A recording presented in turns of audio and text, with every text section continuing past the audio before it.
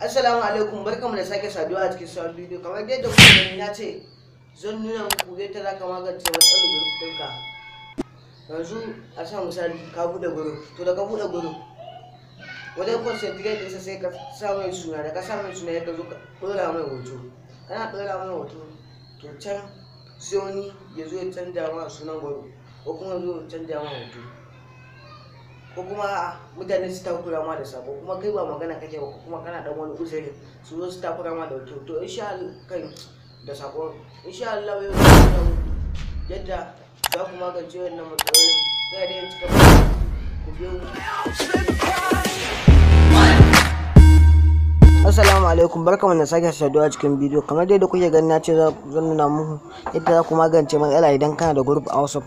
To yanzu ba tare da ɓacin lokaci ba za mu shiga cikin kan aikin namu. Bari mu je kan WhatsApp din namu ga yau ga WhatsApp din mu gashi nan, bari ya bude.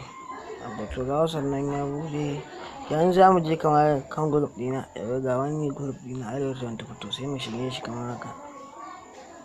Kuna ganin nan group dina duk gashi nan an tuturo sako, gashi nan ana tuturo sakonni gashi nan dai. To in kana so ka magance matsalolin da suke abun nan ɗinka, ko kuma kana cikin group wani dinga turo abun da ba shi kenan ba, ka bude group kai domin ka dinga sada zumunta, wani dinga turo abun da ba shi kenan ba, ko kuma abun nan, ko kuma wani ya canja ma hoto, ko wani ya canja ma suna, ko kuma a takura ma da sako. To insha Allah zan nuna muku yadda za ku abun nan za ku magance matsalar. Yanzu kun ga wata alama na yan digo kwa uku, sai ka danna shi kamar haka. To gashi nan group info, group media, search, gashi nan dai. To na farkon mu za mu ɗauka gashi nan group info da mun danna shi. To yanzu nan ga kan din mu sai mu zo mu ta yin ƙasa gashi nan kuna gani, sai mu zo daidai nan group setting gashi sai mu danna kamar haka. To nan an ce edit group, a misali an ce wanda zai canja group suna ko kuma hoto duka mutanen cikin group ne a'a ko kuma iya admin. To ka gani da yake ni iya ni kadai ne admin, kawai sai na sa only admin. In ka sa only admin sai ka danna okay. Sai kuma gashi nan an ce send message, wanda suke turo sako, kamar yadda kuke gani wanda suke turo sako aka ce in kai kadai ne zaka dinga tura sako, to sai ka danna only admin. In kuma duka mutanen cikin group ne gashi nan all participants sai ka danna shi. To ni kaga da yake ba ni kadai bane ba, zan dinga tura kawai sai na bashi all participants din. To sai kuma nan da kuke gani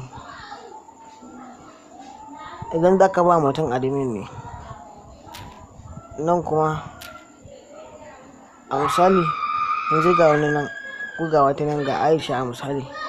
Idan za ku cire ta kawai, idan za ka cire mutum daga cikin group da ka zo kai inda baka zo nan kawai sai ka danna kamar Aisha ne ya danna kamar haka. To nan gashi nan 1 2 3 na hudun gashi nan remove Aisha.